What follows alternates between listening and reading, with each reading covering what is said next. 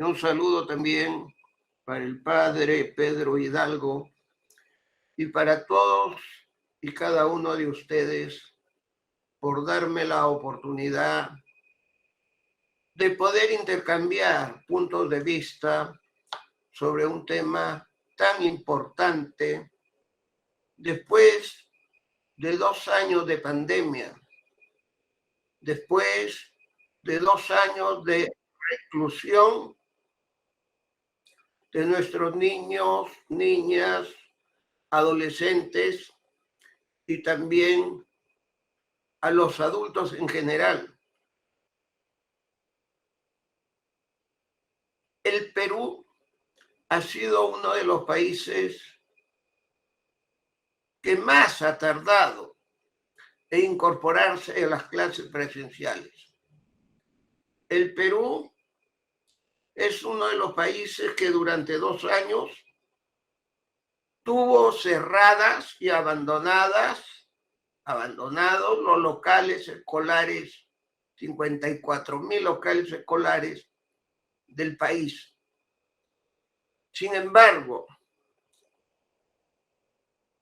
la movilización de los colectivos de padres de familia, líderes educativos, líderes sociales, UNICEF, UNESCO e instituciones como la universidad y otras han permitido que el 2022, o sea, este año, se reinicie las clases, pero la presencialidad plena recién ha ocurrido a partir del 5 de mayo, cuando se anula el metro de distanciamiento social que no permitía que los alumnos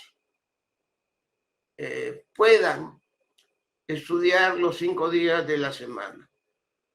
Por lo tanto, este año que ya está pronto a terminar, también es un año transicional, pero es un año donde aún falta la incorporación a la presencialidad de la educación superior, sobre todo de pregrado.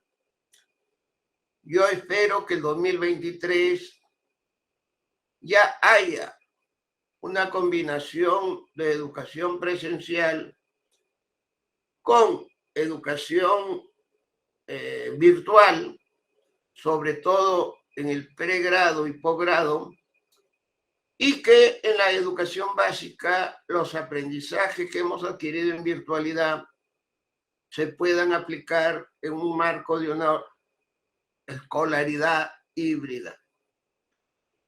El tema de hoy, sobre el cual vamos a conversar, es un tema fundamental, no solamente para este año, sino permanentemente en la formación, sobre todo, de nuestros niños, niñas, adolescentes.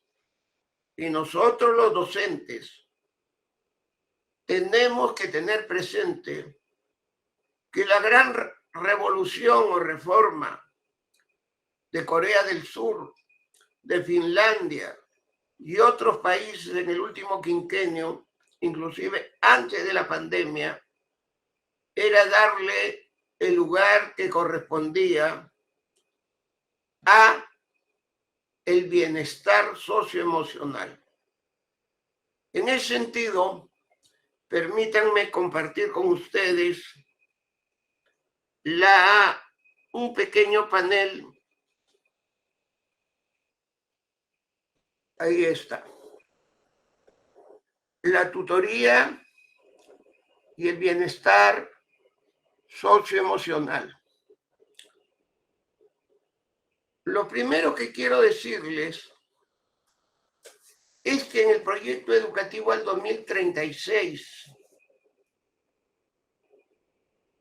en concordancia con las tendencias pedagógicas, hay 4 propósitos que debemos lograr en la escuela básica. Primero, la vida ciudadana, que es mucho más que el civismo, porque hay ciudadanía ambiental, ciudadanía para la conservación de las vías, ciudadanía ética, ciudadanía ambiental, desde luego ciudadanía cívica, pero una serie de ciudadanías. Entonces, cuando algunos reclaman la enseñanza del civismo, lo que debemos reclamar es la enseñanza de la educación ciudadana. Y si queremos darle énfasis a todo lo que se da dentro del Estado, el cumplimiento de las leyes, el funcionamiento de los poderes del Estado, el tema de la democracia, etcétera, etcétera, hay que fortalecer la educación ciudadana plena, dice el Consejo Nacional de Educación. Ciertamente que eso no es suficiente. Tenemos un sistema educativo donde la inclusión y la equidad tienen que ser un propósito fundamental. Hay todavía 500,000 de estudiantes que no se incorporan a la educación básica. Y en los 2 años anteriores, en el sistema educativo que incluye hasta el posgrado, la cantidad de alumnos que han estado fuera, algunos lo calculan que supera el 1,000,000 de alumnos y una cantidad promedio de unos 10 millones, incluyendo hasta la educación universitaria y el posgrado. Y la equidad que implica pues dar igualdad de oportunidades con un bienestar socioemocional. ¿Por qué hay que dar importancia al bienestar socioemocional? No solamente por los 2 años de pandemia, donde los alumnos se han movido entre la vida y la muerte, la enfermedad y la salud, y donde han tenido que vivir una serie de situaciones de enclaustramiento, donde si bien la resiliencia es un aspecto que hay que resaltar para que vean o cómo los hogares han salido adelante, el bienestar emocional es una prioridad de este y los próximos años. Y aquí yo quiero decirles a ustedes que el bienestar socioemocional no son habilidades blandas, como dicen algunos tratados empresariales de Estados Unidos. Eso de habilidades blandas y habilidades duras es negar que la educación es holística, es totalizadora. Que cuando escribimos, cuando escuchamos o cuando interactuamos en la familia, en la comunidad y en el trabajo, el cuerpo funciona integralmente. Me refiero a lo socioemocional y a lo cognitivo intelectual. Y querer denominar a todo lo que es cognitivo intelectual como habilidades duras y a lo socioemocional como si fueran separados, además que no son capacidades, porque habilidad es sinónimo de capacidad, de destreza. Lo que estamos haciendo es plantear una cuestión metafísica de separación que ni siquiera corresponde a los mismos nombres. ¿Qué es más duro? ¿Superar la muerte de un familiar? ¿O es más duro resolver un problema de matemática? ¿Qué es más duro? saber leer inglés o tener que vivir la separación de mis padres del hogar.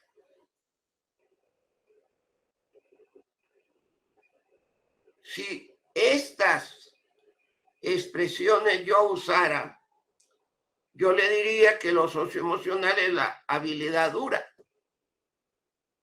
Sin embargo, no hay ni blando ni duro. Hay una integralidad socioafectivo-cognitiva donde lo socioemocional vamos a conversarlo hoy día como parte fundamental y prioritaria siempre, y más aún hoy, en lo socioemocional. Y por último, el propósito del PEN al 2036 es la productividad, la prosperidad, la investigación y la sostenibilidad. Esto, el bienestar socioemocional, es lo que vamos a enfatizar hoy día. Y para ello voy a tener que corregir a mis amigos del Ministerio de Educación que hasta ahora no entienden claramente qué es la tutoría. Y bueno, con la mayor humildad deberían recurrir a lo que las hemos forjado, a quienes la hemos delineado. La tutoría es un servicio de acompañamiento afectivo o socioemocional, que es lo mismo, y cognitivo de los estudiantes, que son nuestros hijos e hijas de hoy, para contribuir a su formación integral en la perspectiva del desarrollo humano. Es un acompañamiento, no es un curso, no es un área curricular, no es un eje, es un servicio educativo, pero que está íntimamente vinculado al currículo, íntimamente vinculado al currículo escolar.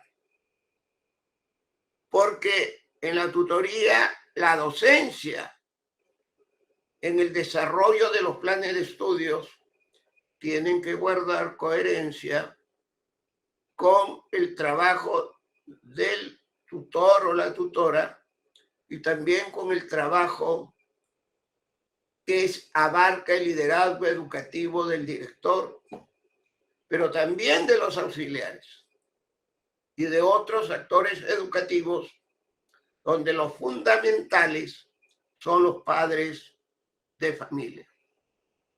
¿Por qué hablo de nuestros hijos e hijas de hoy? Porque no son las de hace 50 años. Antes, con una mirada, los padres manejaban a los hijos. Antes, que se iban a atrever un nieto o un hijo contraponer una opinión sobre la realidad nacional del Perú y del mundo, hubiesen escuchado callados, con una mirada los dominaban. Señores, eso fue hace 60 años, en una educación aldeana, donde en Lima no había más de 3 millones de habitantes, y ahora hay cerca de 11 millones de habitantes, para poner un ejemplo centralista en la capital. Y dos, en esa época, de los años 60, lo que había es el telégrafo.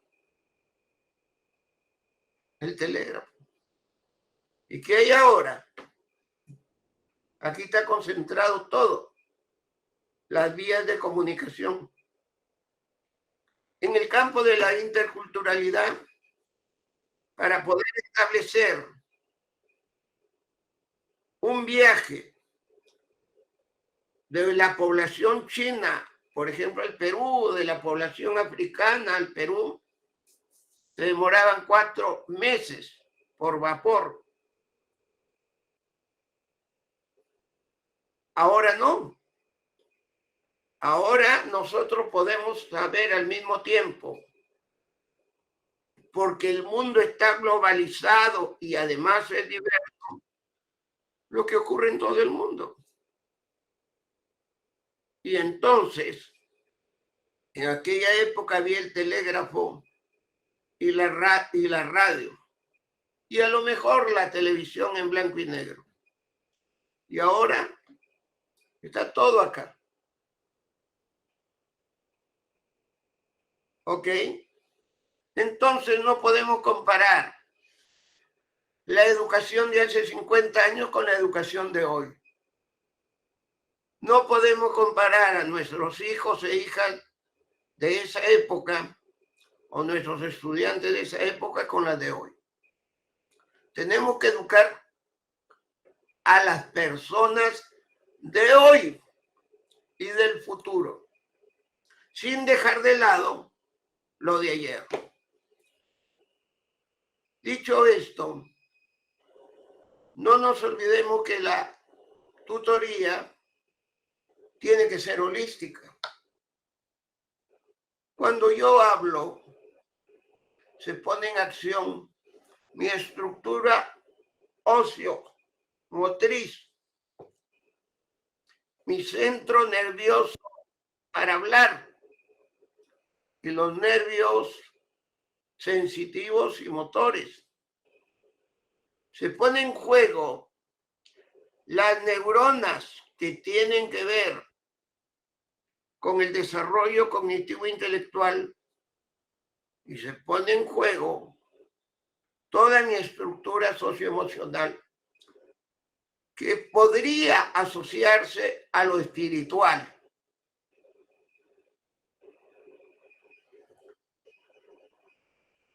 Tiene que ser permanente. Yo diría que hasta en pregrado debería haber tutoría.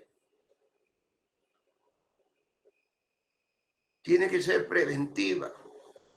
Los tutores, los psicólogos que apoyan a los tutores, no es para hacer terapias, ni para recomendar terapias, como muchas veces ocurre en la educación inicial. Es para prevenir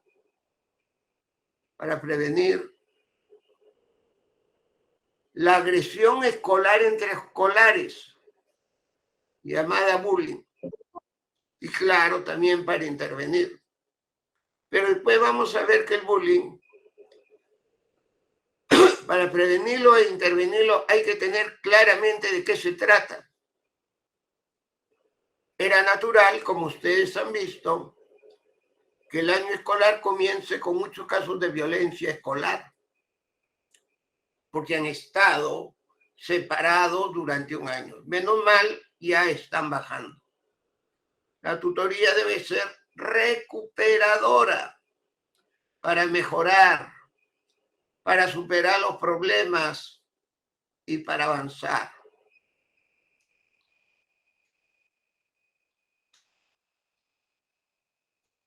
Vamos. Ahí está. No me mueve, hay que regresarlo. Ahí está.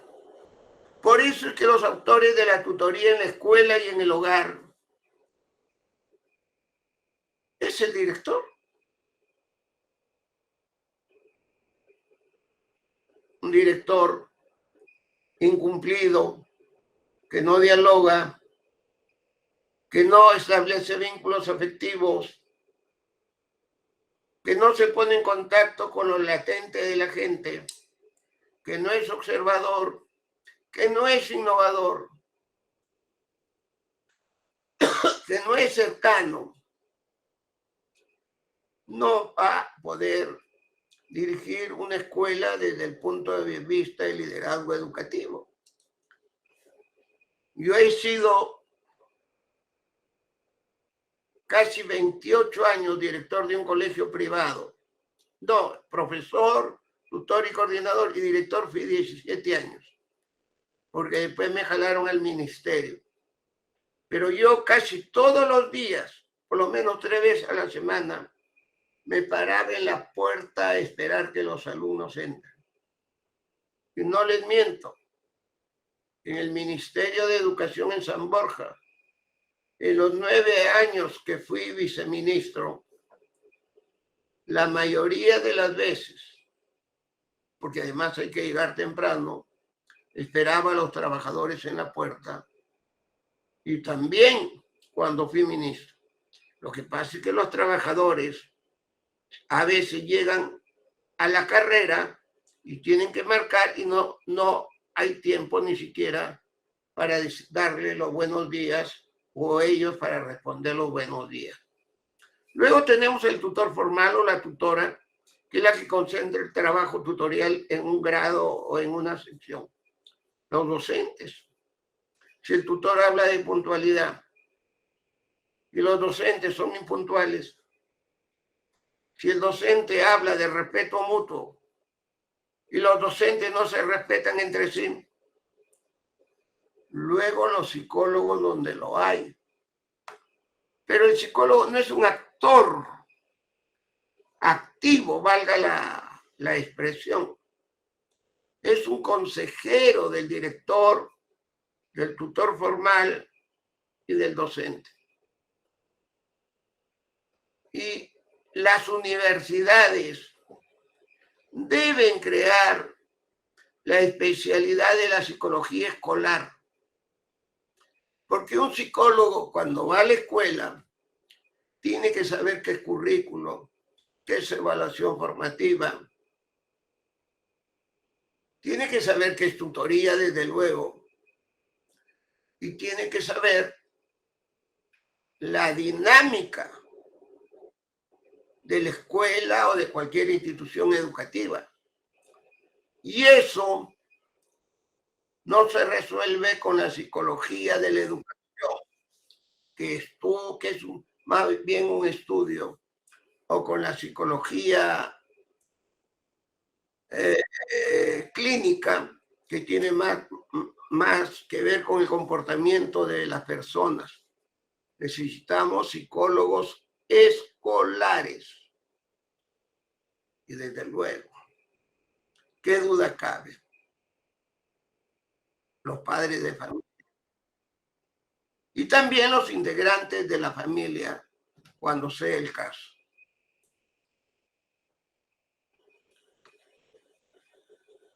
Yo les recomiendo tener en cuenta en la tutoría y orientación formativa de nuestros alumnos, los hijos e hijas de hoy, lo siguiente: la autoestima.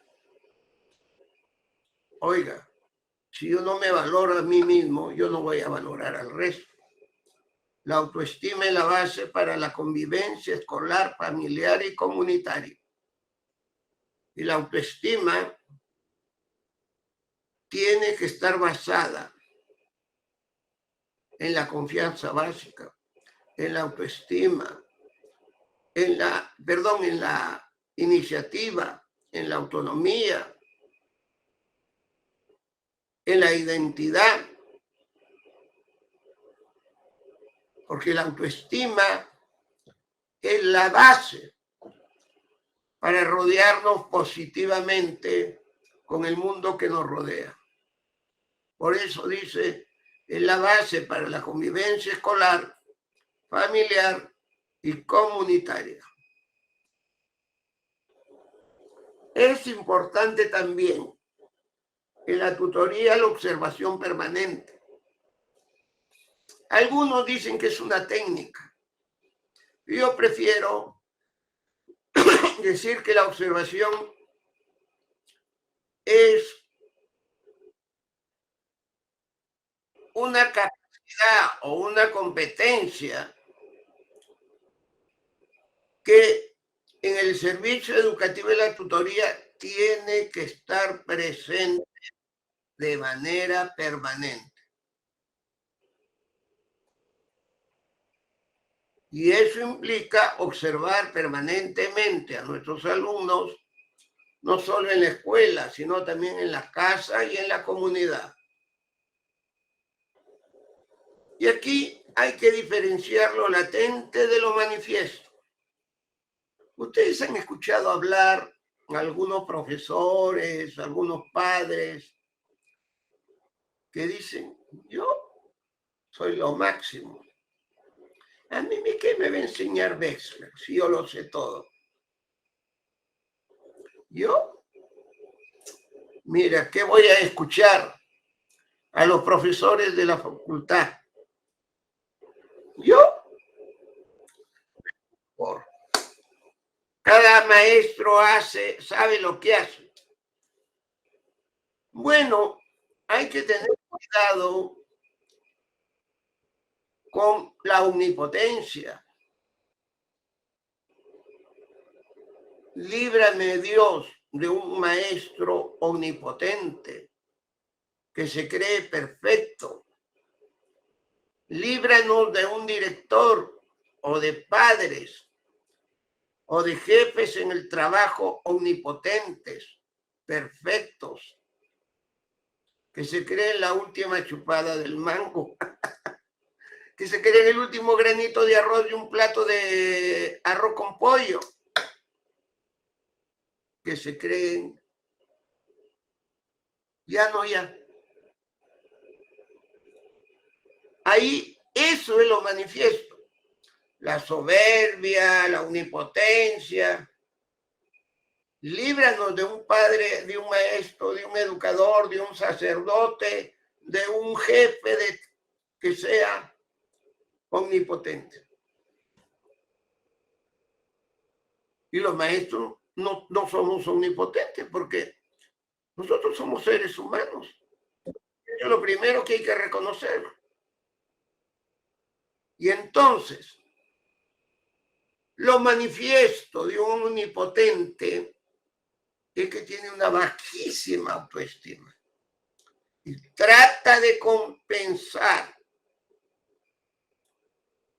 lo que le falta mostrándose que es Superman, Batman. Imagínense un papá omnipotente, un maestro omnipotente, un tutor omnipotente,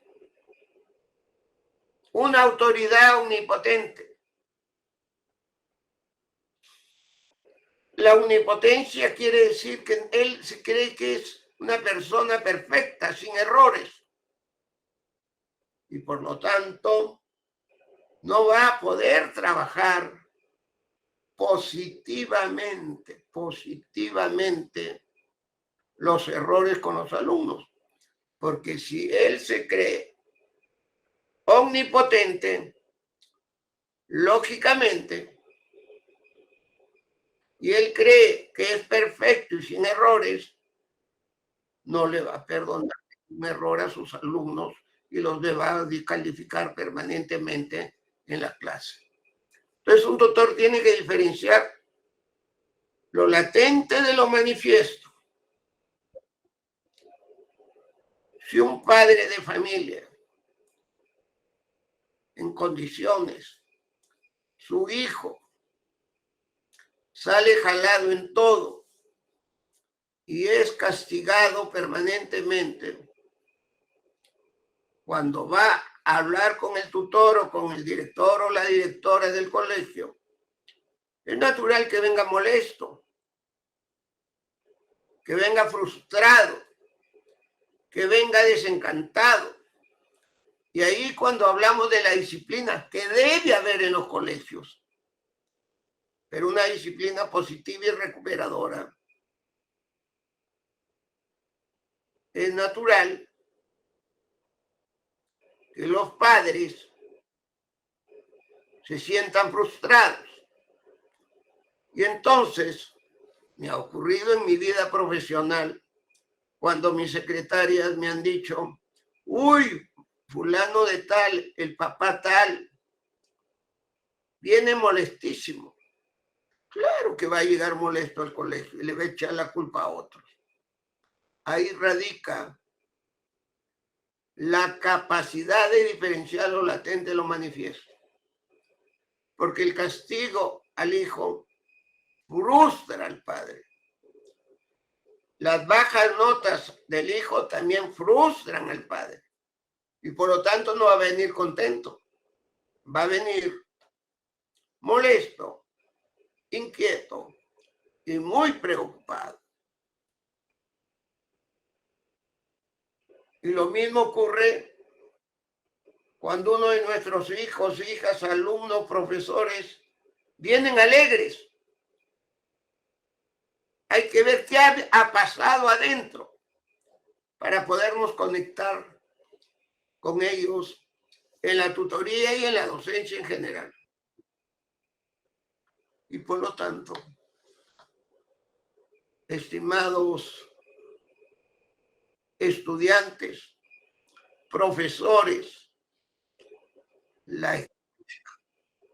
el diálogo son fundamentales en la tutoría y en la mediación pedagógica en la escuela y también en el pregrado. ¿Y qué es la entrevista? La entrevista es que cuando uno cita a un padre o cita a un alumno o cita a un profesor, uno tiene que conectarse con la alegría o con la tristeza, con la felicidad o el malestar que trae la persona con quien voy a conversar.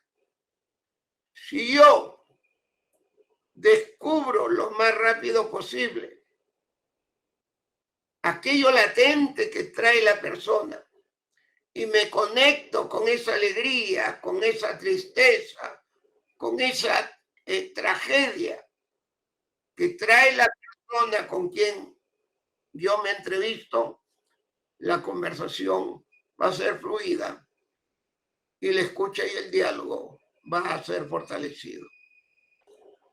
Y si todo eso ocurre lo que llamamos la contención emocional. Algunos le llaman la contención psicológica, otros le llaman la contención tutorial. Por eso es que yo vengo recomendando que este año las 2 horas de tutoría, por Dios, no son una clase. Por Dios, no son una sesión de enseñanza-aprendizaje. Es un momento de contención emocional, donde a veces nosotros ponemos el tema y a veces lo proponemos de acuerdo a lo que ha sucedido en la semana. Por ejemplo, un acto de indisciplina, una agresión. Yo le pregunto a ustedes, si un día llegan los alumnos de un salón y el papá o la mamá de ese alumno falleció en la noche, el día anterior, ¿qué voy a hacer la primera hora de matemática? Ahí debe utilizar esa hora el tutor. Pero imagínense que recién el tutor puede hablar con ellos al siguiente día. Hay que escucharlos. Porque el dolor de la pérdida del padre del compañero también lo viven sus compañeros. Porque también sus padres pueden morirse.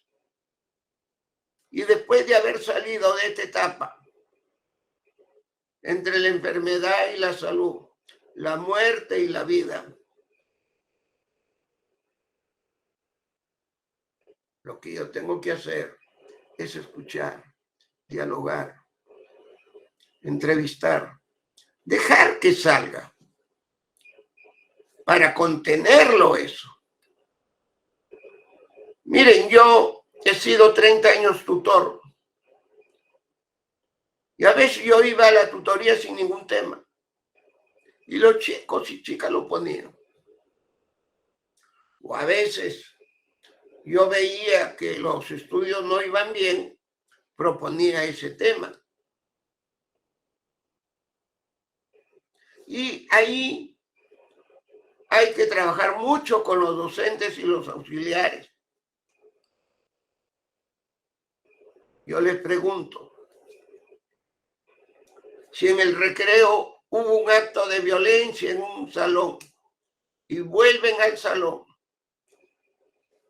yo sigo haciendo mi clase de matemática y digo, este tema lo van a conversar con el tutor. No, yo tengo que escucharlos.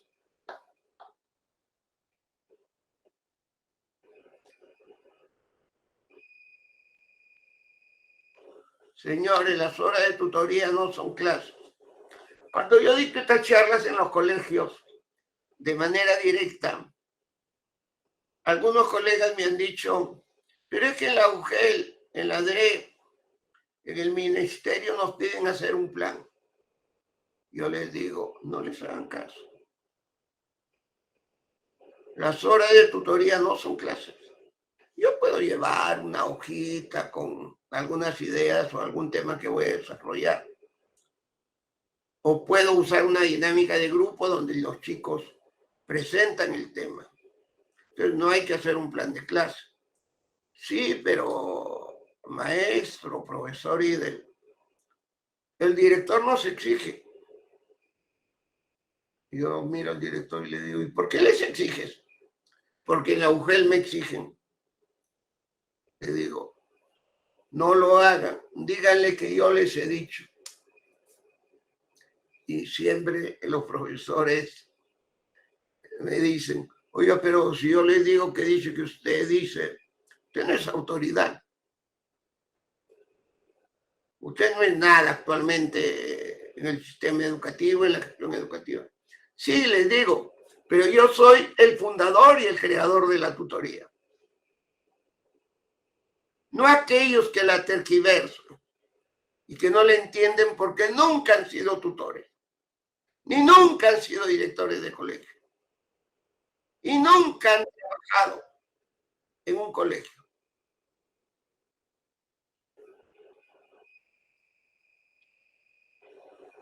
Y en este marco es fundamental los encuentros con los padres de familia.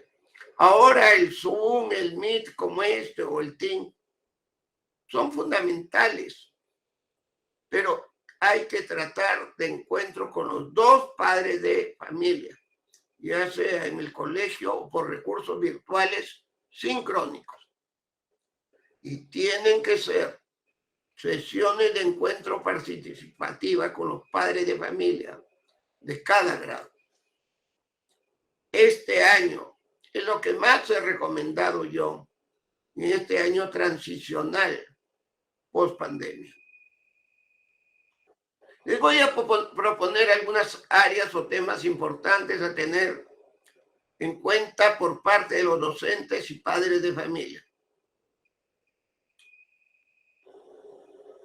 El bullying, ya hemos visto. Y aquí quiero hacer una aclaración. El bullying no es un acoso y una agresión entre adultos, entre el papá y la mamá, entre un artista y otro artista. Cuando dice, ay, me están haciendo bullying. Por ahí escuché a algún especialista en un canal también hablar que también había bullying de adultos. Está totalmente equivocada porque el que creó el bullying en la década del 90 y le dio el nombre de bullying es estrictamente al acoso y agresión entre pares, entre alumnos en el contexto escolar. Y por eso que de marzo a mayo había como 1.200 casos reportados al Minedo. Lógico, se habían estado 2 años separados. Pero el bullying, ese contexto escolar. Alguien me dice, pero el ciberbullying no es en la escuela. Sí, señores, es en el contexto escolar, porque es entre ellos. Cuando hablamos de contexto escolar no nos referimos solamente al espacio físico de la escuela. Los WhatsApp, los correos electrónicos, etcétera, etcétera. Y quiero hablar ahora un tema que algunos no se atreven a tratar y que es materia de mucho debate y que se ha dejado de hacer porque el ministerio ha tenido una postura muy, como les digo, muy polarizadora con los colectivos sociales que podrían tener alguna discrepancia, no con la educación sexual integral, sino de la manera como se hace. Y aquí también les digo con la mayor humildad, en 2008, nosotros propusimos los primeros lineamientos de educación sexual integral. ¿Y por qué se llama integral? Porque tiene 3 dimensiones. La biológica reproductiva. Ya no le podemos decir a un alumno que está betrae, ¿cierto? La socioafectiva, que tiene que ver con el amor, con el respeto a la pareja, con la no violencia a la mujer, con el enamoramiento, y luego la ético-moral, que tiene que ver con los principios de cada persona, de cada familia, de cada grupo social.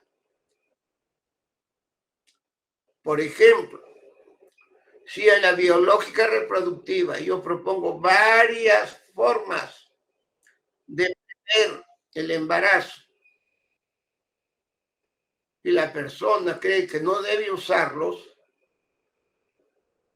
por sus principios, por sus criterios religiosos, que no los use y que tenga todos los hijos que quiera, como ocurre con muchas personas.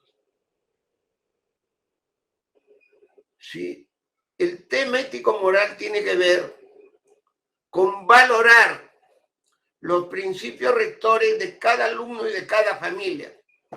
Y ahí el profesor no se puede meter. Plantea a todos y la decisión de la persona tiene que ver con estas 3 dimensiones.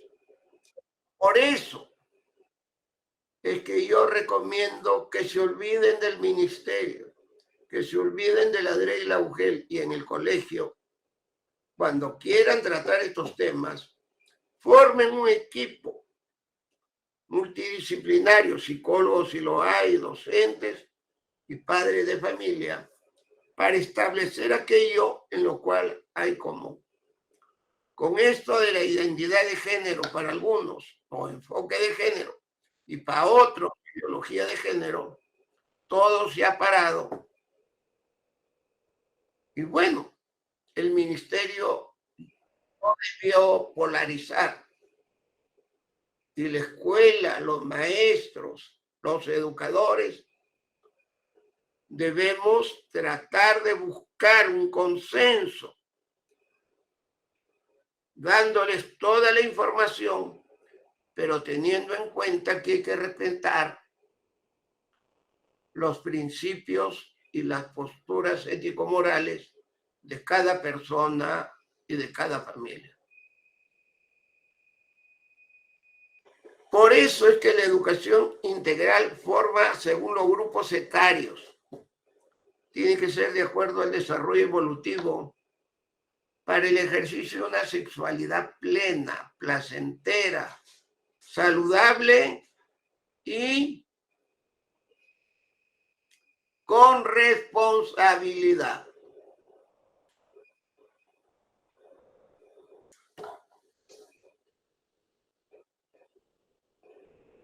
Es la plenitud del desarrollo humano. Es placentera, no podemos negar que eso, tiene que ser saludable, pero tiene que ejercerse con responsabilidad, con la participación de los padres de familia. ¿Para qué? Por ejemplo, para evitar el inicio temprano de las relaciones sexuales en la adolescencia y en la juventud, para evitar el embarazo precoz, que está en un 17% y un gran porcentaje mayor en las zonas de la Amazonía, para evitar infecciones de transmisión sexual, como el VIH-Sida, entre otros. Todo esto hay que trabajarlo de manera armónica, integrada, para dar un mensaje coherente. Una educación sexual, yo la quiero significar en dos adolescentes de quinto de secundaria, donde la sexualidad está en la mano, en la rosa, en la sonrisa, en la tranquilidad de espíritu de estos dos jóvenes.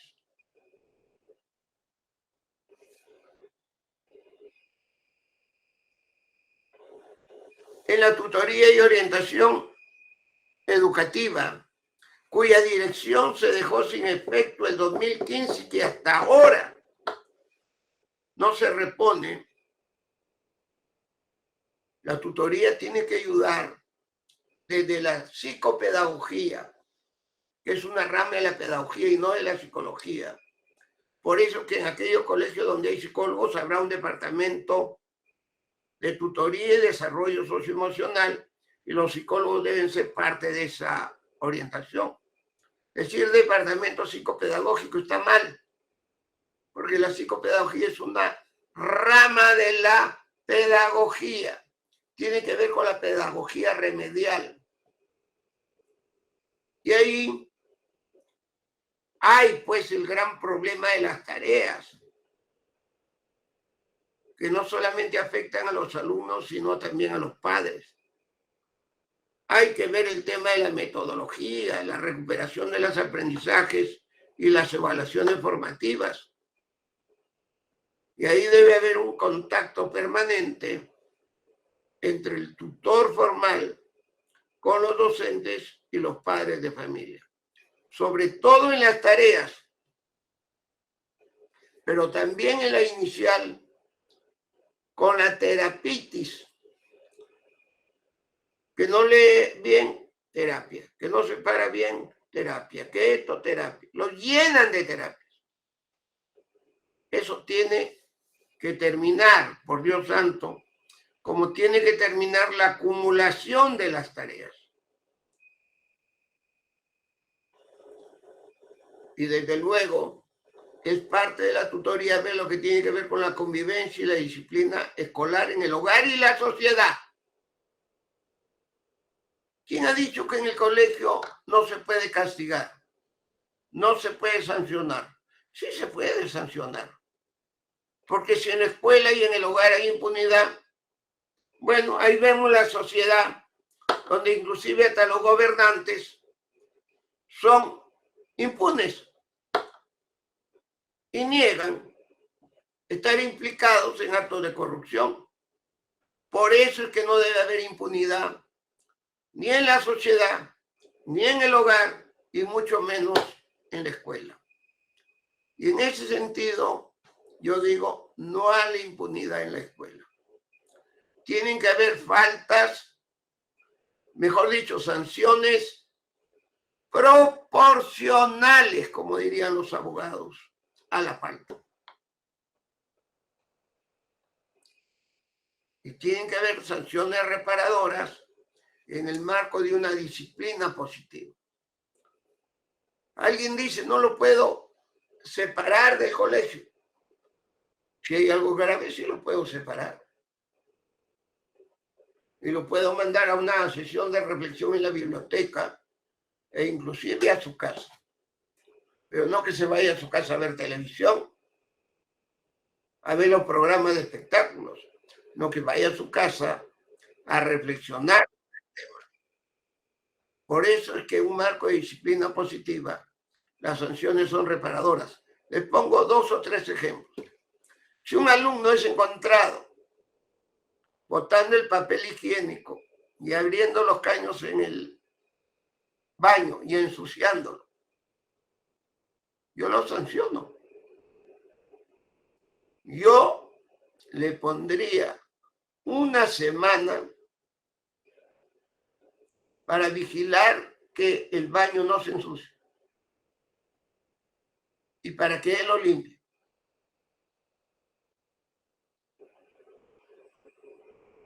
Si un alumno en el recreo agrede físicamente a un compañero y le rompe los lentes, muy bien, que le repare los lentes y que vaya con su papá y su mamá a la casa del alumno agredido para pedir las disculpas del caso.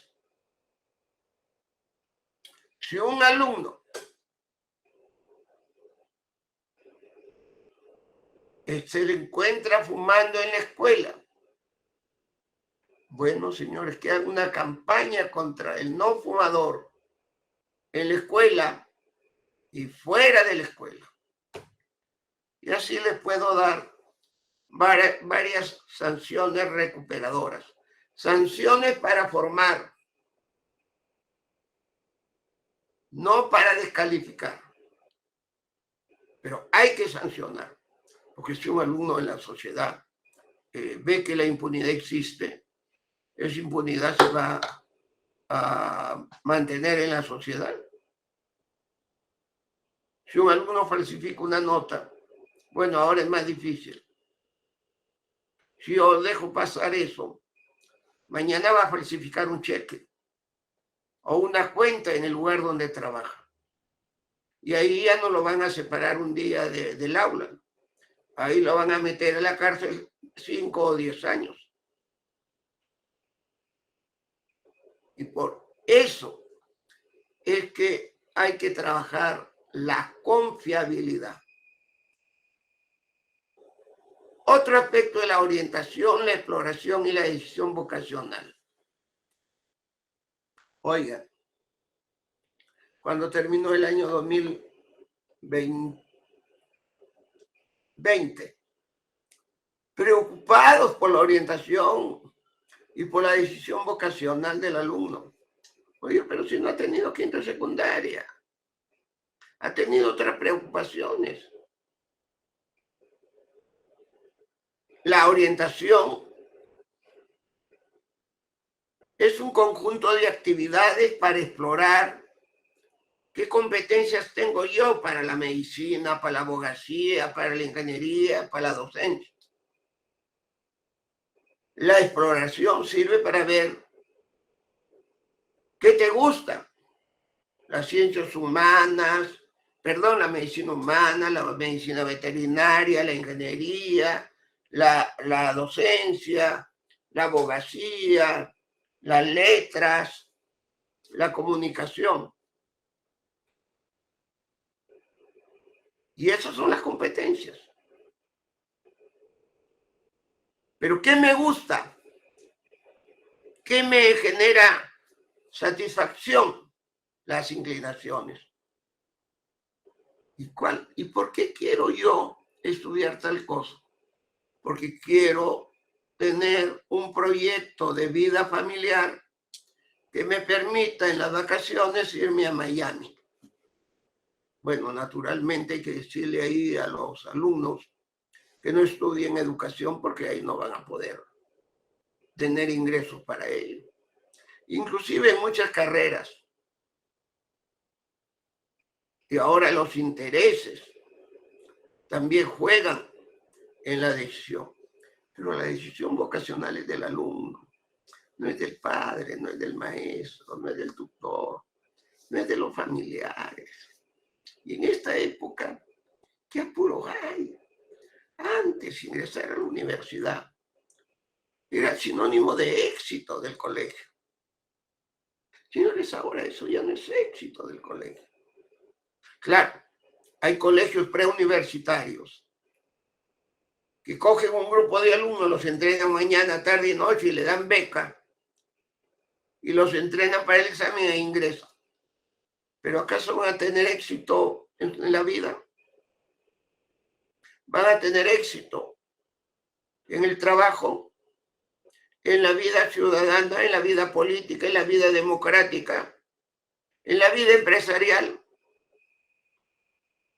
Lo que hay que buscar es que la orientación, la exploración y sobre todo la decisión vocacional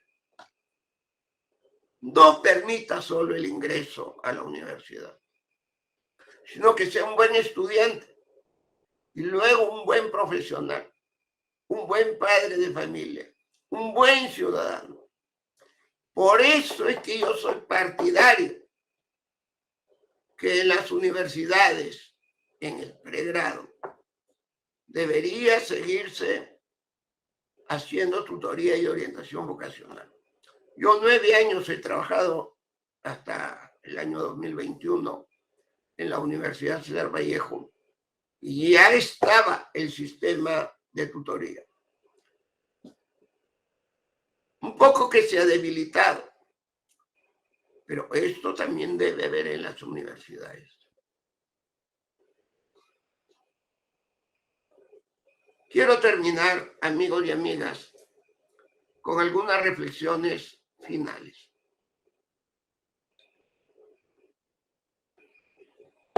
Traten de leer conmigo.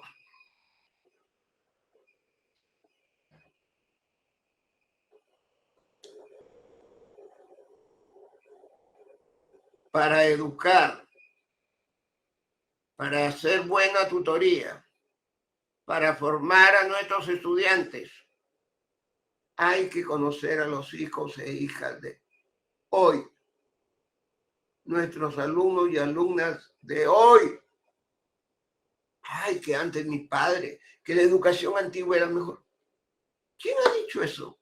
¿Acaso alguna vez la ha evaluado PISA, la educación de hace 50 años con la de hoy? Cuando hay un grupo político y un sindicato que quiere volver a la educación de los años 50 y 60.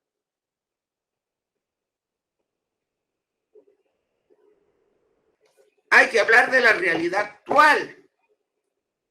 Y los alumnos de hoy, por pandemia, en el 2022, son totalmente distintos al año 2019.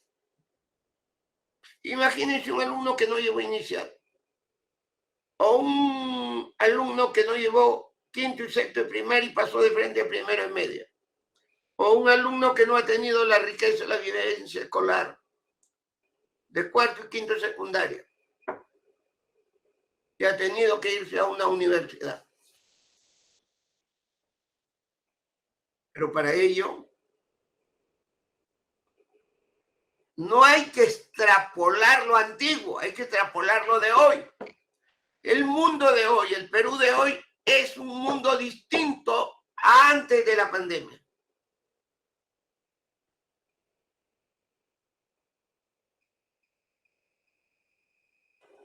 Todos tenemos el derecho a ser reconocidos, tratados y educados como diferentes. Todos somos diferentes, pero al mismo tiempo tenemos el derecho a ser reconocidos, tratados y educados como iguales. Iguales en cuanto al derecho educativo, pero diferentes en cuanto a una educación inclusiva y moderna y diversificada para todos los alumnos.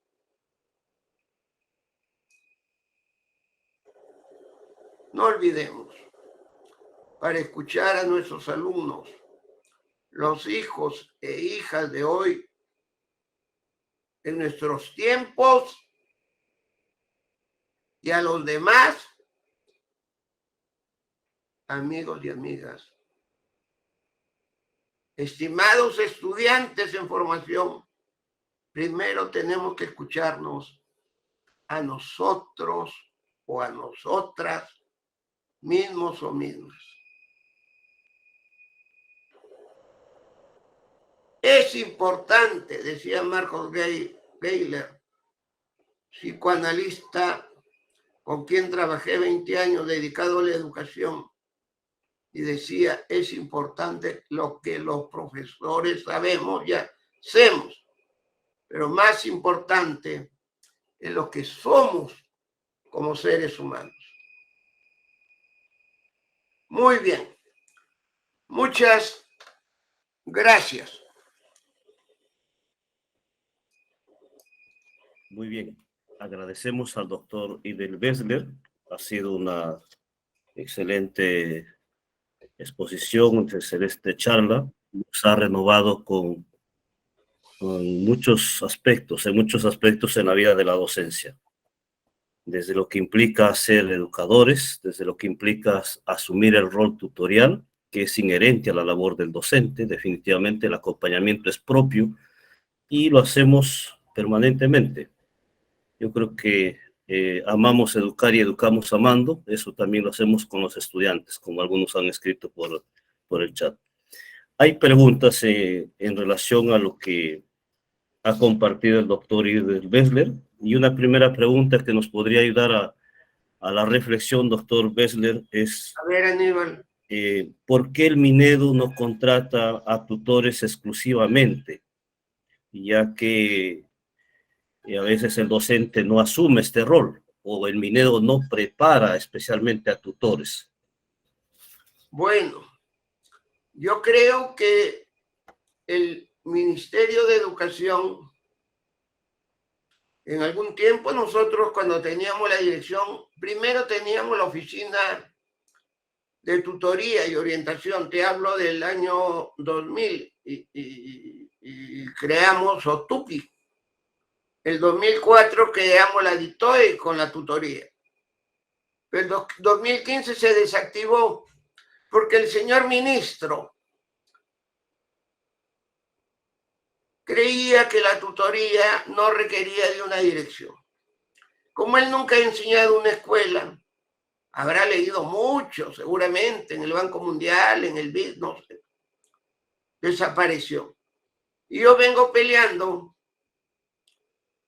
y yo tenía listo ya el proyecto para crear la Dirección Nacional de Tutoría y Bienestar Socioemocional, y lamentablemente tuve que salir del ministerio.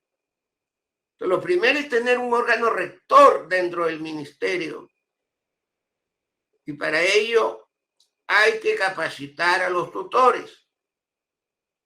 Pero para capacitar a los tutores, Aníbal, los tutores buenos deben capacitar a otros tutores. Pueden también capacitar psicólogos, pero que hayan trabajado en un colegio. El problema es que muchas veces se habla desde el escritorio, desde la norma, y no desde la realidad. Por eso es que algunos amigos me dicen que hay algunos que capacitan en tutoría cuando nunca en su vida han sido tutores. Es como muchos alumnos, muchos especialistas que pueden ser magíster en la Universidad de Harvard, pero que nunca en su vida han corregido una prueba. ¿Cómo van a enseñar de evaluación? Ese es el gran problema. Tiene que la gestión educativa estar a cargo de profesionales de la educación. Yo no digo que no puedan haber ingenieros, abogados, yo no digo eso, pero tienen que tener una vivencia, una preparación. Y entonces yo comparto contigo que hay que hacer una capacitación. Hay que crear espacios de discusión sobre el tema, pero para ello tienen que alguna vez haber sido tutores. Disculpen, amigos y amigas, queridos estudiantes, Bien, excelente, Si doctor. algo, permíteme terminar, Aníbal. Si algo yo reclamo siempre cuando me presentan y que no se olviden de decir, yo he sido maestro de aula, 30 años. Y he trabajado en Talara, en Independencia, en Magdalena, pero también en Orrantia del Mar, donde ahí construimos toda esta visión de tutoría en el Colegio León Pinel. Sí, Aníbal, adelante. Bien, en esa línea, los seres humanos somos seres de relación y educamos en una vida de encuentro con los estudiantes. Nos encontramos permanentemente y el encuentro siempre tiene características como la cordialidad, el respeto y todo lo que puede decirse. Y en ese encuentro hay una carga emocional que se comparte con ellos. Y la charla que usted lo ha titulado, como dicen ahí, muy bonita, sobre tutoría y bienestar socioemocional. ¿Quién da soporte emocional a los docentes? Sabemos que el Ministerio de Educación, a veces hay psicólogos que llegan a los colegios, dan alguna charla, pero ahí queda. Y sabemos que después de esta pandemia, el encuentro, la relación con los estudiantes es un encuentro emocional, como usted lo ha mencionado, pero el maestro como tal a veces se siente pues limitado, imposibilitado. Entonces, ¿quién da encuentro emocional efectivo a los maestros en este contexto? Muy bien, te agradezco por la pregunta. Primero es que la formación para ser licenciados en educación tiene que tener un componente de acompañamiento socioemocional. Mira, uno que va al primer ciclo, está saliendo de la adolescencia, está recién construyendo la crucialidad de la identidad. Y un adulto joven que estudia el pregrado, como dice Erickson, se mueve entre la búsqueda de la intimidad y la búsqueda de la realización. Porque ahí hay problemas, tiene que trabajar, tiene que pagar sus estudios, quiere enamorarse, etcétera, etcétera. Entonces, los currículos de formación docente tienen que tener este componente. Y una vez que el maestro ya está en actividad, hay un director, hay a veces una serie de cargos. Ellos tienen que dar el soporte a los maestros. Y a veces hay un equipo de gente que tiene que dar el soporte. Voy a poner un ejemplo. Si el director es un líder, escucha y es tolerante, y hay un clima institucional en ese aspecto, entonces va a haber alguien que le dé el apoyo emocional al profesor. Si en esa escuela hay psicólogos, también deben darle el soporte emocional al maestro. Y una de esas tareas es escucharlo permanentemente. Y el soporte emocional, miren, no voy a discutir, pero cada 2 meses en los colegios hay una semana que se llama semana de pedagógica, no sé cómo. Yo usaría esa semana para hacer dinámica de grupos, para ver qué les preocupa a los profesores, qué los afecta. O sea, la dinámica de las instituciones educativas tiene que comenzar con los adultos. Y por eso es que el director tiene que ser un director que escuche, que dialogue, que observe, que haga contención emocional, pero también que haga cumplir las normas.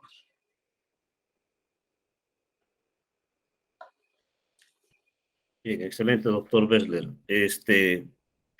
Ha hablado bastante y ha dado y ha hecho énfasis. Definitivamente el aula es un espacio de humanización y de socialización Y el tema de la disciplina es clave. Y he hablado de la disciplina correctiva. En la vida de la docencia y en los centros educativos, en las instituciones educativas, a veces hay directivas sobre disciplina. En el reglamento interno también a veces se expresa. ¿Qué reflexión nos haría respecto a la autoridad, disciplina y límites que hay que educar en esta etapa de los escolares? Bueno, el principio de autoridad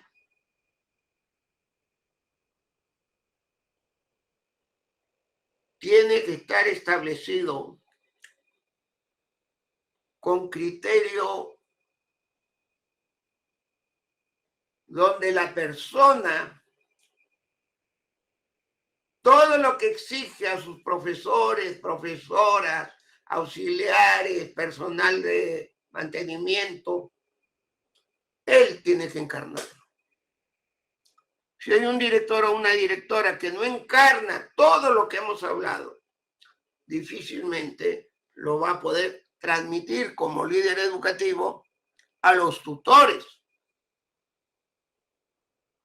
Y los tutores a los docentes, a los alumnos y a los padres de familia.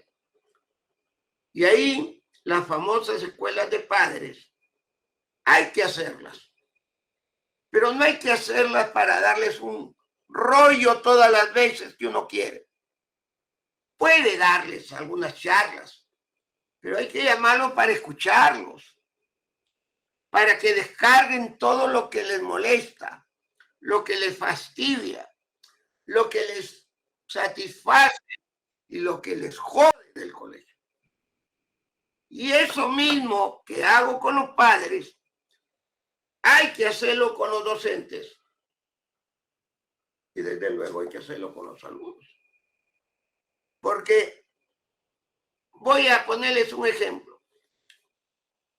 Si yo como en exceso todo el día, ¿qué va a ocurrir? Me va a dar una gastroenterocolitis. Ay, me duele la barriga y no voy al colegio. Llamen al médico que me muero. ¿Qué cosa le dice? ¿Cómo se ríe Cecilia? No te vas a morir, hombre. Anda al baño a cada rato a botar todo y toma agua. Agua y agua y agua. ¿Para qué vamos a llamar al médico? El médico te va a decir que botes todo y que tomes agua. Y si no puedes tomar agua, pues de preferencia agua que tenga electrolitos. Una vez que botas todo, inclusive por la boca y por abajo, y tomas agua, pasa un día y al otro día ya puedes ir a trabajar. Igual es el psiquismo humano, ¿cierto? Padre Pedro, es igual. Si uno se llena de malestares, de pecados, de jodas, de frustraciones, de desencuentros, llega un momento que el psiquismo humano ya no aguanta. Y aquí me voy a meter en un tema teológico del cual yo soy un ignorante. Pero a mí me parece que la confesión ayuda también emocional y espiritualmente en ese tema, más allá de la creencia del perdón de Dios. Estoy hablando de una postura estrictamente terrenal, pero no te vas a estar pues una hora confesando al pecador maestro o al pecador alumno. Hay que generar espacios de encuentro. Y esa es la tutoría con los alumnos. Pero los profesores también tienen que tener espacios de encuentro, donde se ponga en práctica el escucha, el diálogo, la contención emocional. Y eso es muy fácil haciendo la dinámica de grupos. El tema es que los que establecen las normas y los que orientan y los que capacitan nunca han hecho eso. Yo por eso siempre me siento un maestro afortunado.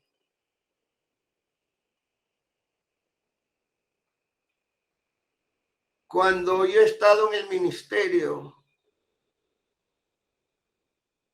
ya sea como director de primaria y secundaria, como especialista, después como viceministro y como ministro. A mí no me iban a venir con cantos de sirena, ni palabreos, ni cosas. ¿Por qué? Porque yo soy un sabio, no. Si bien he escrito 10 libros, no. Sino porque yo desde los 20 años he trabajado como maestro de aula. Y he trabajado en Talara, en Coyique, en un colegio de Fe y Alegría, en Independencia, en el colegio 16, en Magdalena. Y he sido casi 20 años director de un colegio de alto nivel. Y he seguido visitando colegios hasta antes de la pandemia. Yo tenía un programa con la Universidad Vallejo que se llamaba Hablando de Educación. Yo no iba a los colegios a dar charlas, iba a conversar, hablaba de una charla, pero siempre estaba en contacto. Voy a utilizar una frase de mi amigo León Trattenberg y otra frase de un amigo que es un maestro de primera, pero no puedo decir su nombre. León Trattenberg y este amigo dicen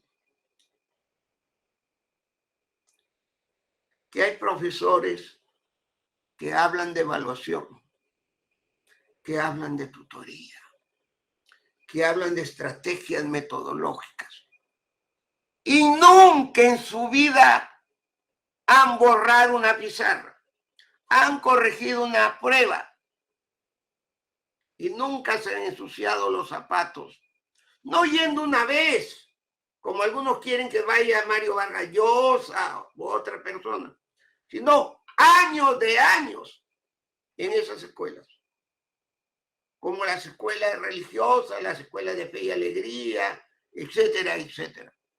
Entonces, hay gente que nunca ha borrado una pizarra, ni ha corregido una prueba, ni ha entrado a un aula.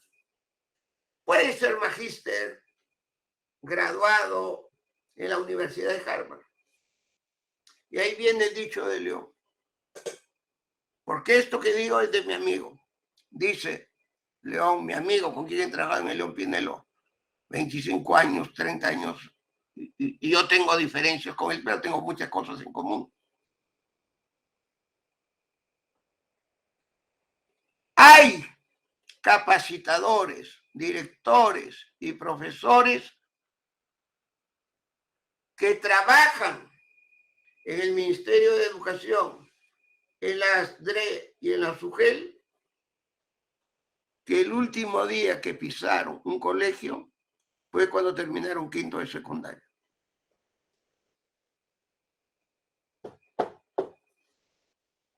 Ahí está el problema. Pero los maestros, a ver cómo se llaman ahora, no hay tantos. Los maestros fortaleza, los maestros monitores, los maestros semáforo, los maestros de asistencia pedagógica.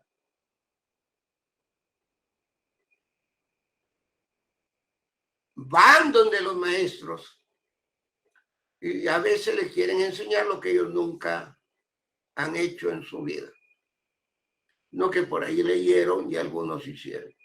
Y esos que han gobernado la educación en los últimos años pueden ser magíster de las universidades más ranqueadas del mundo, pero son de profesión economista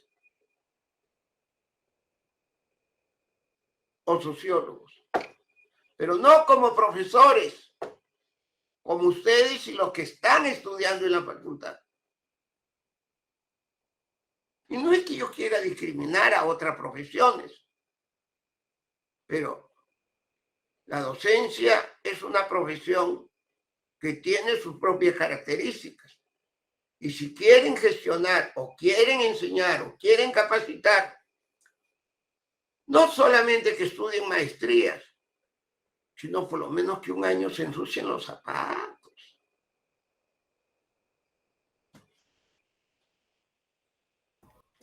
Como Bien, se ríe, doctor, Doctor Bessler, su experiencia de director y docente, pues es interesante lo que nos comparte. Hay una inquietud, bueno, usted lo ha mencionado en la exposición, el rol del director es clave para la tutoría en una institución educativa. Sin embargo, en estos tiempos, el director se convierte en un tramitador de papeles más que en un líder y formador de líderes. ¿Qué hacer ante eso? Yo le diría no hacerles caso. Cuando yo digo no hacerle caso a los directores dicen la UGEL me exige. No le hagas caso a la UGEL. Y cuando los de la UGEL, les digo a los de la UGEL me dicen, es que es el ministerio. No le hagas caso al ministerio. No, maestro, no profesor, no doctor, como me quieran llamar. No podemos hacerlo porque si no nos votan. Bueno, eso es un mal de la burocracia excesiva de papeles que hay. Pero en el ministerio, si bien ven esas directivas que tienen 80 páginas, 5 con siglas, 5. El que firma actualmente las resoluciones me dice que te conté y le digo, ¿para qué firmas? Porque muchas veces en el ministerio, en las direcciones regionales y en la UGEL, trabajan haciendo papeles. Y el que resulta cargado al final es el director. Y el director se lo traslada a los maestros. Por eso yo digo siempre, menos flor, menos papel, más acción. Pero es bien difícil querer cambiar eso. Es bien difícil. Lo digo porque yo lo he trabajado en el ministerio. Les voy a contar una anécdota. En el año 2000, yo fui viceministro por primera vez. No daban un sol por mí. Porque yo había egresado maestrito de habla, había salido de la cantuta, claro, ya trabajaba en el León Pinelo. Pero me propusieron para ser viceministro y habían varios pintados. Y bueno, fue de octubre más o menos a julio del 2001, que fue el gobierno de Paniagua. Y antes de yo irme, en junio, tuve una reunión con todos los directores de UGEL del Perú y especialmente con los de Lima. Y les hablé de esto, Aníbal. Que por favor, menos floro, menos papel, hagan documentos pequeños, etcétera, etcétera. Yo directamente estuve un día hablando de eso. Muy bien. En julio entró una nueva gestión donde estuvo el ministro Lynch y a fin de año yo volví a ser director de colegio, del Colegio León Pinelo, volví a mis clases en el colegio, en un colegio de Magdalena, y en el Colegio León Pinelo la secretaria que se encargaba de esto me dijo, mira, Moré Idel, porque Moré, que es mi último libro que he publicado, el Moré el Maestro, y está en todas las librerías de Crisol, valga la oportunidad para el Publicherry, apúrense antes que terminen. En el Colegio León Pinelo me dijo la secretaria, Moré Idel, porque así nos llamamos a él. A propósito, ayer estuve con una promoción después de 25 años. Y hoy día he escrito un artículo en Correo, porque todos los martes escribo sobre temas educativos. Y bueno, me dice la secretaria, mire, Moré Idel, tengo que hacer un informe acá de 30 páginas, otro de 50, otro de 20, otro de 15. Le dije, mañana nos vamos a UGEL. Como era el mismo director que nosotros habíamos nombrado en el gobierno de transición, que seguía de director, fui a su oficina. Y lo llamé antes, le digo, ¿me puede recibir? Sí, sí, sí. Le dije, director,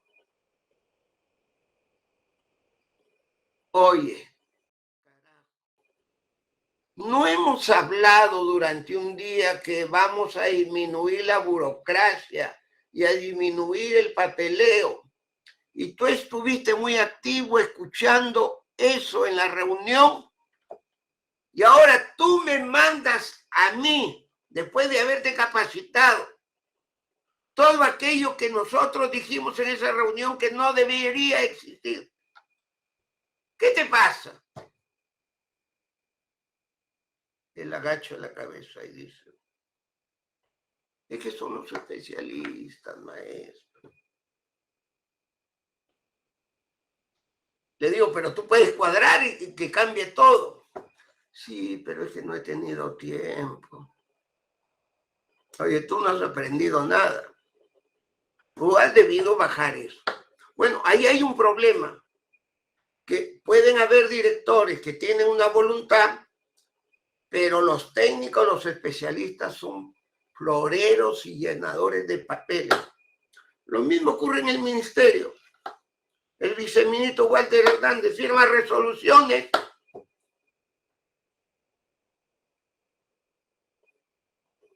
y yo hablo con él y le digo, ¿y tú qué hablas? Si tú estás firmando resoluciones de 80 páginas. Porque él mismo dice que las siglas, ¿y por qué firmas?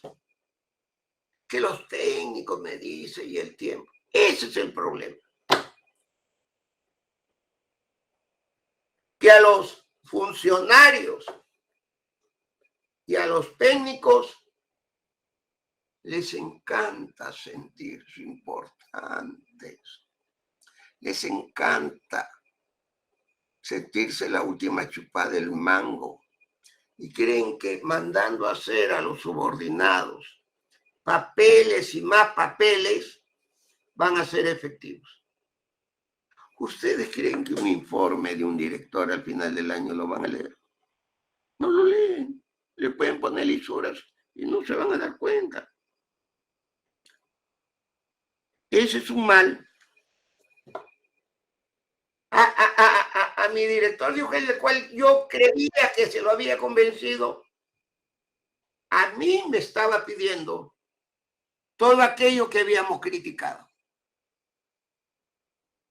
Y hay cosas que el director de UGEL a veces firma y no se da cuenta. Entonces, no es solamente de los burócratas del ministerio y de las autoridades, también son de los burócratas de la UGEL y de las direcciones regionales, porque si bien hay 26 direcciones regionales y habrían 27 si es que el nuevo alcalde López Aliaga la convierte en región, ya la dirección regional de acá de La Victoria ya tendría que ser dirigida por la Municipalidad de Lima. Lo que pasa es que no duermen tranquilos si es que no florean y no llenan de papel. No sé qué. Yo les digo, yo me siento una persona fracasada en no haber podido disminuir el papeleo. He luchado permanentemente y sigo luchando hasta ahora. Porque a mí cuando me consultan de el plan de clase, por ejemplo, le digo que el director de UGEL, que yo soy el cargador. Por ejemplo, hay una norma, no es norma, pero que dice que en la evaluación formativa el primer bimestre no se puede poner AD, el segundo tampoco, el tercero menos, solamente en el último. Mentira. Sí se puede poner AD en el primer bimestre o el primer trimestre, si es que el alumno logra el rendimiento destacado. No, pero es que la UGEL, el ministerio nos dicen que debe ser al fin. ¿Y con qué argumento teórico y experimental te dicen eso? No, no, no, no. Ponle nota en el primer bimestre y si se merece AD. Y me llamas y yo lo firmo al costadito. Sí, pues, maestro, pero usted ahora no es autoridad, esa firma no. ¿Cómo que no vale? Le digo, sí, vale. Yo he sido uno de 3 que creamos en 1995 la evaluación formativa. Toda esta suma de pelagatos que se creen muy modernos, ellos no han creado la evaluación formativa, nosotros la creamos con Lucho Guerrero y otra profesora en 1995. Y la AD, que es rendimiento destacado, se me ocurrió un insomnio cuando yo era viceministro. Pero igual, han cogido la cantaleta que la AD no se puede poner en el primer bimestre, sino en el último periodo, ya sea bimestre o trimestre. Y así no es la evaluación formativa. Entonces yo me juego pues con mis interlocutores y me juego con ustedes los que tienen que evaluar. Pongan AD desde el primer trimestre, que el logro destacado, A de logro y D de destacado. Y si alguien le pregunta, ¿quién les ha dicho? Díganle que yo. Qué omnipotente que soy yo, ¿no? Y qué presumido. Pero bueno, hay que presumir a veces para tener elementos de respaldo. Porque si tú le dices, no, es que el autor tal de inglés, fulano, sutano dice, ahí sí. Y les cuento otra cosa, porque veo que ustedes estamos aquí. Yo tengo una propuesta formativa que algo se ha puesto ya en los propósitos del Consejo Nacional de Educación. Y yo no estoy de acuerdo con eso del saber ser, el saber hacer, el saber no sé qué más. Y que la postura de la UNESCO en el libro La educación encierra un tesoro. Y hay otra propuesta que hay que organizar el modelo educativo de acuerdo a las necesidades de MASNEF. Y yo les digo que no, que hay que organizarlo. Primero, tratando de que los alumnos sean saludables, física, social y mentalmente, que es más o menos el bienestar socioemocional, pero le falta lo físico. Segundo, hay que ser buenos ciudadanos, que lo tiene el propósito del Consejo. Y por último, hay que ser productivos. Si tú eres saludable, eres buen ciudadano y eres productivo, entonces vas a ser una persona buena y competitiva. Y entonces mis alumnos de las maestrías me dicen, ¿y quién dice eso? Lo digo yo, pues. Ah, no. Si lo dices tú y eres peruano, estás fregado. Si es un extranjero y tiene un nombre, bueno, por mi nombre no se pueden quejar. Pero si eres extranjero y tengo un libro, aunque sea una estupidez, ahí sí vale. Entonces, el movimiento pedagógico peruano y la facultad tiene que trabajar para liderar el cambio pedagógico y el trabajo con pertinencia en el país, sobre todo en este campo de la tutoría y el bienestar socioemocional. Bien, doctor Iber, una última inquietud que también vemos aquí en la sala y que sería interesante ver su punto de vista, su reflexión. Hablamos hoy que hay que ser modernos, los tiempos cambian, a veces hay que cambiar con ellos, como dicen algunos. Entonces se habla de una educación también moderna, de que hay que ser progres, algunos le llaman. Y como progres o progresistas, no sé, pero el hecho está que aparece ese término y como en el currículo nacional apareció la palabra género. ¿Qué opinión tiene usted sobre la ideología del género? Progreso caviares, dirás. bueno, lo que sea, pero el tema es Esos que que cobran, esos que piensan con la izquierda y cobran con la derecha. así es, o viven como burócratas. Entonces, ¿Eh? entonces Roger se ríe. sí, Tío, también fue su alumno, mira, pues, así que él ya, está ya te preguntando voy eso. a responder, Aníbal, pero déjame intercambiar y ser solaz. Aquellos que un día están en UNICEF y en el otro ministro está en el Ministerio de Educación como asesores. Cambian de ministro, vuelven otra vez a UNICEF. O están en el Banco Mundial y se van al ministerio. Salen del ministerio, se van al Banco Mundial. Y esas personas que crearon una planilla dorada y las consultorías y todo eso, tienen como una cuestión importante. Mira, ahorita está en peligro la meritocracia magisterial. Ahorita está en peligro la gestión escolar para la recuperación de aprendizaje de los alumnos porque están cambiando a los directores. Está en peligro el currículo, así no sea perfecto, porque lo pueden ideologizar y lo quieren regresar a los años 60 por asignaturas, ni siquiera de la tecnología educativa de los años 70. No dicen nada, no dicen nada. Pero tócales el enfoque de género y salto. Yo creo que es correcto que la educación promueva una educación sexual integral, no para prevenir riesgos, como ahora la están llamando en el ministerio, sino en el enfoque que yo les acabo de dar. También creo que la educación debe enseñar desde el inicial, de acuerdo al desarrollo evolutivo, al respeto mutuo, a la tolerancia mutua, a la no violencia contra la mujer. Mejor dicho, estoy de acuerdo que hay que fomentar la igualdad de oportunidades para todos y todas. Estoy en el lenguaje progresista, Aníbal, para todos y para todas. O para todos, como quieran.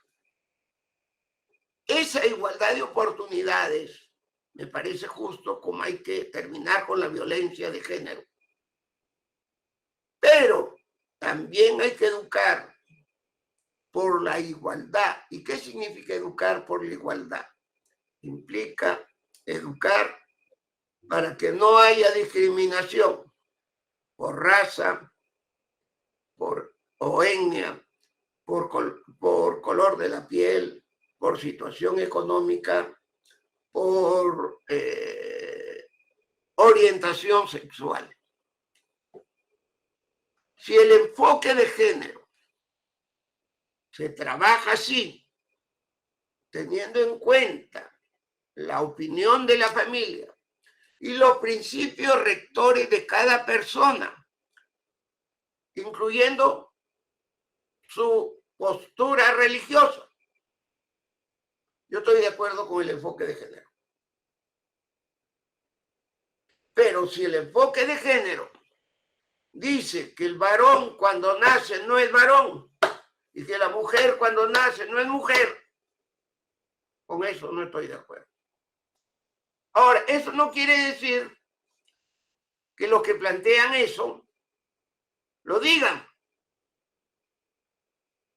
y que eduquen a sus hijos e hijas así, pero no pueden obligar a toda la sociedad peruana y mucho menos a través de un órgano del Estado. Entonces yo tengo una posición ni muy progresista, para hablar en términos concretos, ni muy caviarista, ni muy conservadora. Yo tengo una posición centrista sobre el tema, porque en 2004 hablamos del enfoque de género. Es más, Creo que el ministerio ha polarizado este tema y lo poco que avanzamos desde el 2008 al 2011 que ha venido abajo y hay que recomenzar. Y entonces los inteligentes del ministerio acaban de sacar lineamientos para el desarrollo socioemocional. Y ojo, un eje es la tutoría.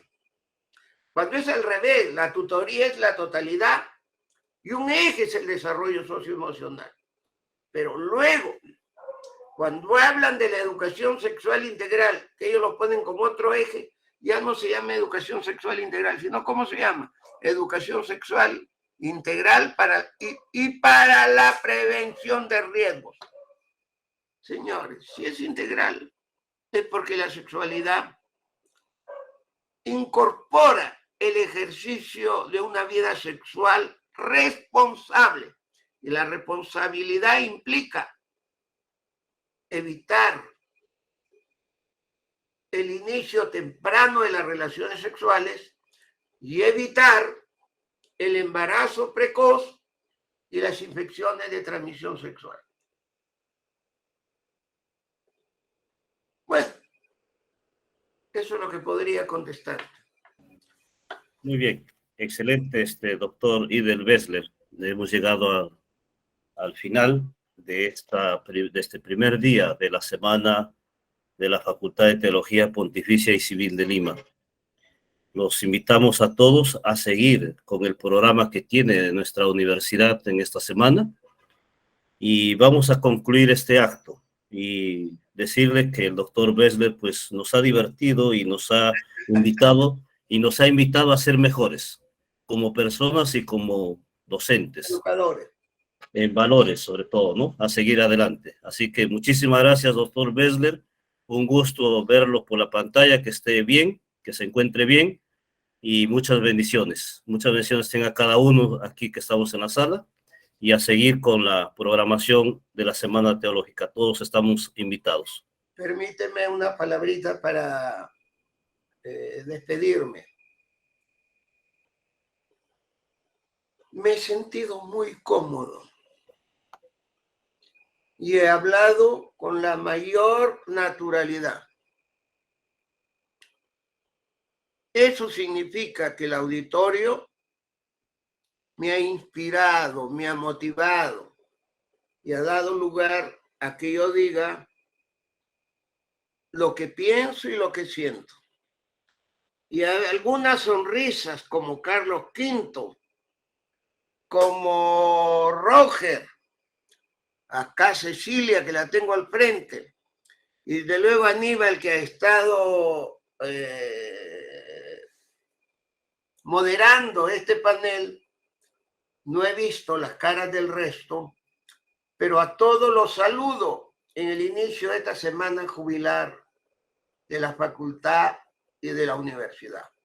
Un abrazo para todos ustedes y muchas gracias por invitarme. Hasta cualquier oportunidad. Muchísimas gracias, doctor Bessler. Cuídese. Un abrazo a todos. De igual manera. Sí.